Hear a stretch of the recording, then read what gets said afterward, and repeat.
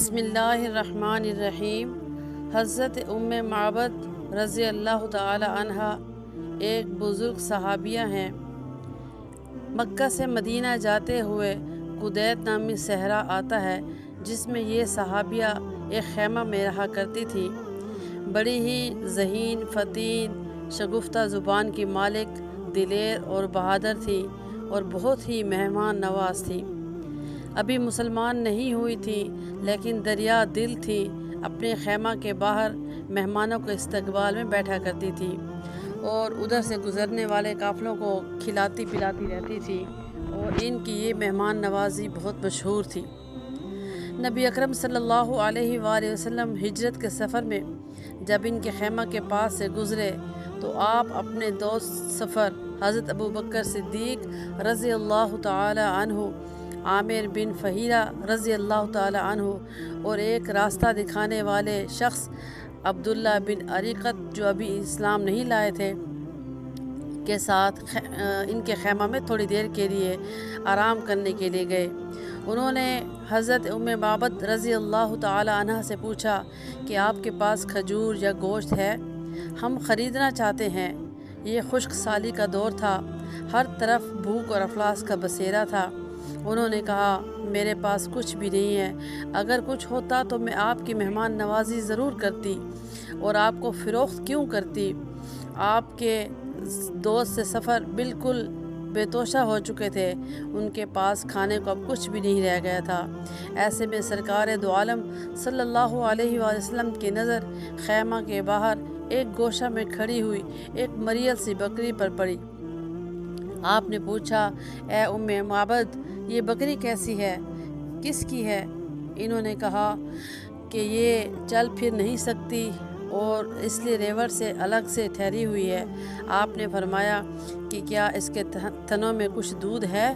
تو انہوں نے کہا، اگر اس کے تھنوں میں دودھ ہو تو میرے ماں باپ آپ پر قربان، آپ ضرور حاصل کر لیں۔ آپ صلی اللہ علیہ وسلم نے اپنے سامنے وہ بکری منگوائی اور ایک ایسا برتن طلب کیا جو وہاں موجود لوگوں کے لیے کافی ہو جائے۔ بکری نے بڑی آسانی سے خود کو آپ صلی اللہ علیہ وآلہ وسلم کے حوالے کر دیا اور جگالی کرنے لگی۔ اللہ کا نام لیتے ہوئے اس کے تھنوں پر جیسے ہی سرکار دو عالم صلی اللہ علیہ وآلہ وسلم نے ہاتھ پھیرا اور زبان نبوت سے یہ دعا نکلی کہ اے اللہ، معبد کی بکری کو ان کے لیے بابرکت بنا۔ پھر کیا تھا، ایسا لگتا تھا کہ دودھ کا چشمہ ابل آیا ہو اور جوئے شیر رواں ہو گیا ہو۔ آپ صلی اللہ علیہ وآلہ وسلم نے دودھ دوہنا شروع کیا۔ دودھ اتنی وافر مقدار میں نکلا کہ وہاں کا وہ برتن لبالب بھر گیا۔ آپ صلی اللہ علیہ وآلہ وسلم کے ساتھیوں نے دودھ خوب سیر ہو کے پیا اور بار بار پیا، اور جب سب لوگ اچھے طریقے سے شکم سیر ہو گئے تو آپ صلی اللہ علیہ وآلہ وسلم نے یہ فرماتے ہوئے خود نوش فرمایا کہ لوگوں کو پلانے والا آخر میں پیا کرتا ہے، سبحان اللہ۔ دوسری مرتبہ آپ نے پھر اس بکری کو دوہا اور اس مرتبہ جو دودھ نکلا وہ آپ صلی اللہ علیہ وآلہ وسلم نے حضرت معبد رضی اللہ تعالیٰ عنہ کو یہ کہہ کے ان کے پاس رکھوایا کہ یہ دودھ آپ اپنے گھر میں استعمال کر لینا۔ تھوڑی ہی دیر کے بعد معبد کے شوہر جب گھر میں آئے تو انہوں نے دیکھا کہ وہ بکری جس کو وہ لاغر چھوڑ کے گئے تھے، چلنے پھرنے کے قابل نہیں تھی، وہ بھلی چنگی ہو کے ٹھہری ہوئی ہے۔ وہ بہت حیران ہو کے چونکے اور پوچھا، معبد، یہ دودھ کہاں سے آیا؟ گھر میں تو دودھ دینے والی بکریاں نہیں تھیں۔ انہوں نے کہا، جناب، یہ بکریوں کا کمال نہیں، یہ اس عظیم شخصیت کا کمال ہے جو ہمارے گھر میں تشریف لائے تھے۔ اور واقعہ یہ پیش آیا کہ ایک بہت مبارک انسان آج ادھر سے گزرے ہیں، اور ان کے اوصاف کیا بیان کروں کہ مجھے تو لگتا ہے کہ یہ وہی شخصیت ہیں جن کی تلاش میں قریش سرگرم ہیں۔ اب معبد کی فصاحت کے جوہر کھلتے ہیں۔ وہ نبی اکرم صلی اللہ علیہ وآلہ وسلم کا سراپا اس طرح بیان کرتی ہیں کہ آج تک پڑھنے والا خود کو وہاں موجود پاتا ہے۔ سلام ہو نبی اکرم صلی اللہ علیہ وسلم کی آل پر، اصحاب پر، اور اس گمنام بدو خاتون جو ایک صحرا میں رہنے والی ہیں، ام معبد رضی اللہ تعالیٰ عنہ، جن کے تذکرہ کو نبی آخر الزمان کی ایک نگاہ نے دوام عطا کر دیا۔ ام معبد نے جو کچھ بیان کیا وہ تاریخ کے صفحات میں محفوظ کر لیا گیا، اور اتنی فصاحت سے انہوں نے آپ صلی اللہ علیہ وآلہ وسلم کا حلیہ مبارک پیش کیا کہ اس فصاحت و بلاغت سے ام معبد رضی اللہ تعالیٰ عنہ کے درجات بہت بلند ہو گئے۔ احادیث کی کتابوں میں آتا ہے کہ بعد میں یہ میاں بیوی دونوں مدینہ تشریف لے گئے، نبی اکرم صلی اللہ علیہ وآلہ وسلم کی خدمت اقدس میں حاضر ہوئے اور وہاں قبول اسلام فرمایا، اور صحابیات اور صحابی میں ان دونوں میاں بیوی کا شمار ہوا، اور ان کی اس فصاحت و بلاغت والی شاعری تاریخ کے صفحات میں بہت عظیم الشان طریقے سے لکھی گئی ہے، جو قیامت تک یاد رکھی جائے گی۔ ہم آج ایک عالم دین کی زبانی وہ شاعری سنتے ہیں اور اس کا ترجمہ بھی سنتے ہیں کہ کیسی فصاحت و بلاغت سے ایک صحرا میں رہنے والی ایک خاتون نے نبی اکرم صلی اللہ علیہ وسلم کے حسن کو دیکھتے ہی ان کی زبان سے ایک خوبصورت شاعری جاری ہو گئی جس کی مثال کہیں نہیں ملتی۔ اس نے ساری باتیں اپنے الفاظ میں اپنے خاوند کو بتا دی۔ تو جب اس نے پوچھا نا کہ مجھے بتائیے، یہ امام ابن القیم لکھتے ہیں سفیلی یا ام معبد کیف ہوا، مجھے بتا ام معبد وہ شخص کیسا تھا، ابھی تک جان پہچان نہیں ہے، بتایا رسول پاک فلا، اس طرح کی بات ہے نا، اس سے پہلے تعارف ہو رہا، وہ کیسا تھا۔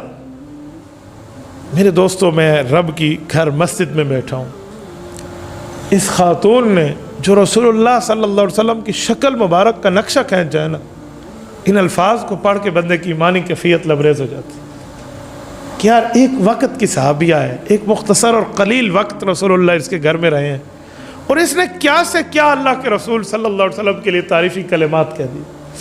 یہ اپنے خاوند کہنے لگی ظاہر الوضاعت ابلج الوجہ حسن الخلق لم تعبہ سجلا ولم تزر به سعلا وسیم قسیم وفی عینیہ دعج وفی اسفارہ وطف وفی صوتہ سحل وفی عنقہ سطح احور اقہل ازج اقرا شدید سواد الشعر اذا صمت علاہ الوقار وان تکلم علاہ البہاء اجمل الناس وابہمہم من بعید واحسنہ واحلاہ من قریب حلو المنطق فصل لا نظر ولا حدر کأن منطقہ خضرات نظم یتعدرن ربیع لا تقرمہ عین من قصر ولا تشنعہ من طول غصن بین غصنین فہو انظر الثلاثۃ منظرا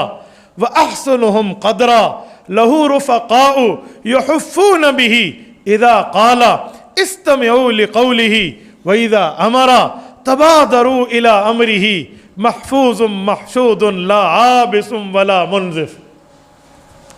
کہا میں نے اس شخصیت کے چہرے کو دیکھا تو چہرہ چمک رہا تھا، میں نے اس کے اخلاق کا اندازہ لگایا تو اخلاق بڑے پاکیزہ تھے، ان کا سر مبارک کوئی بڑا نہیں تھا کہ بوجھ دار ہو جاتا، اتنا چھوٹا نہیں تھا کہ عیب دار ہو جاتا، میں نے ان کی قد و قامت کو بہت حسین دیکھا، ان کے چہرے کو بڑا جمیل دیکھا، ان کی آنکھیں میں نے کھلی اور سیاہ دھاریوں میں دیکھی، ان کے بال کافی گھنگریالے بھی تھے اور کالے بھی تھے، آواز رسول اللہ کی بڑی جاندار تھی، گردن بالکل مصفح کی سطح پہ تھی، خوبصورت اور پرنگی آنکھیں تھیں، بلند قامت تھے، اور رسول اللہ صلی اللہ علیہ وسلم کے بھویں آپس میں بالکل تقریباً ملی ہوئی تھیں، خوبصورت اور سیاہ بال تھے۔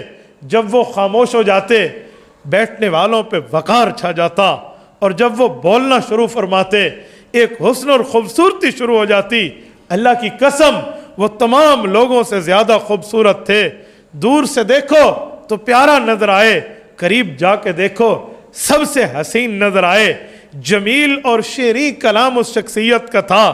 اس بزرگ کی زبان پہ میں نے فضول اور واہیات بات نہیں سنی، اس نے کلام ایسے کیے جیسے موتیوں کی لڑی کو کاٹو تو جواہرات اور موتی گرنا شروع ہو جاتے ہیں، ترتیب کے اعتبار سے گرتے ہیں تو ترتیب کے اعتبار سے ان کی زبان سے باتیں جاری ہوتی. میری آنکھوں نے ان کی پستی قد کا عیب نہ نکال سکا، نہ لمبے قد کا نقص نکال سکیں.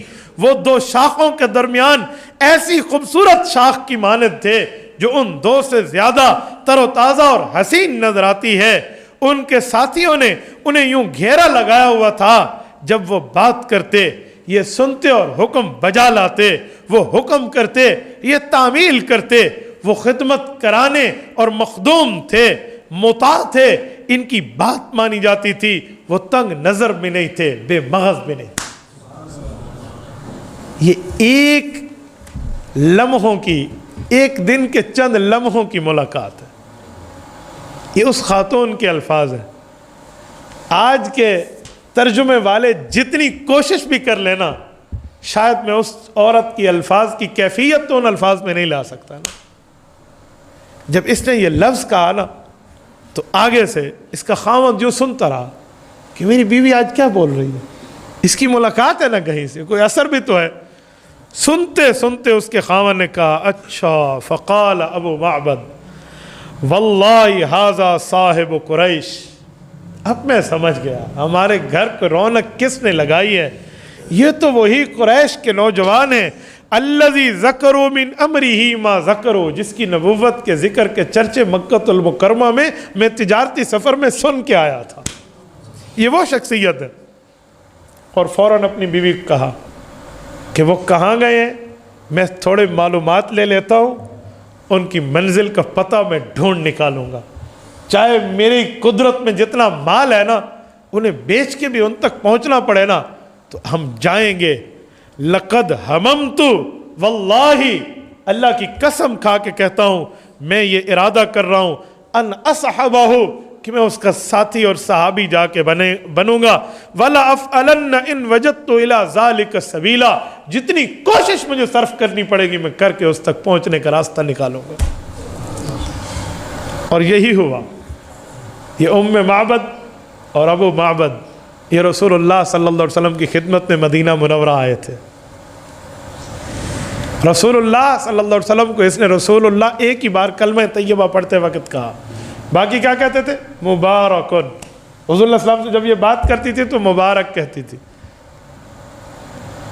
یہ جب مدینہ طیبہ آئی نا اپنے خاوند کے ساتھ، اب خاوند نے تو ملاقات نہیں کی تھی نا اللہ کے رسول کے ساتھ، اور حضرت ابو بکر کے ساتھ بھی تو نہیں تھے. اتفاق سے قباء سے اندر جاتے ہوئے حضرت ابو بکر ہی نے ملے.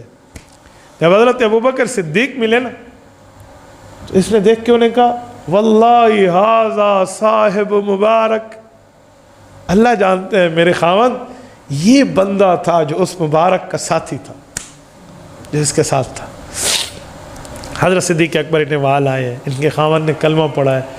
حضرت صدیق اکبر رضی اللہ تعالیٰ عنہ کے دور مبارک تک وہ بکری زندہ رہی تھی. اس بکری کا دودھ پینے بڑی بڑی دنیا آیا کرتی تھی. کتنے عرصے تک یہ بکری رہی ہے. اور پھر ان کا ایک سلسلہ ہے، ایک ذکر ہے اس خزائیہ کا. آج اللہ پاک آپ کو وادی قدیت میں لے جائے، آپ جائیں تو خیمہ تو نہیں ملتا لیکن وہ جگہیں ضرور ملتی ہیں جہاں پر معبد نے اللہ کے رسول صلی اللہ علیہ وآلہ وسلم کی مہمان نوازی کی تھی. تھوڑا روڈ سے طریق الہجرت سے اندر جانا پڑتا ہے، کوئی 5 کلومیٹر کے لگ بھگ کا غالباً سفر ہے. وہاں جائیں نا، ایک تصور میں جائیں تو خوشبو رسالت آج بھی موجود ہے. واللہ اپنے ایمان کو جلا بخشنے کے لیے چند لمحے بندہ وہاں ٹھہرے نا، ایمانی کیفیت میں ایک فرق آ جاتا ہے کہ اس زمین کو وہ شرف حاصل ہے جہاں میرے پاک پیغمبر نے ایک شخصیت کو کلمہ بھی پڑھایا تھا اور اپنے قدموں کو یہاں بوسہ بھی دیا. رسول اکرم صلی اللہ علیہ وآلہ وسلم کی یادیں وہاں آج بھی وابستہ ہیں. تبارك الذي نزل الفرقان على عبده ليكون للعالمين نذيرا.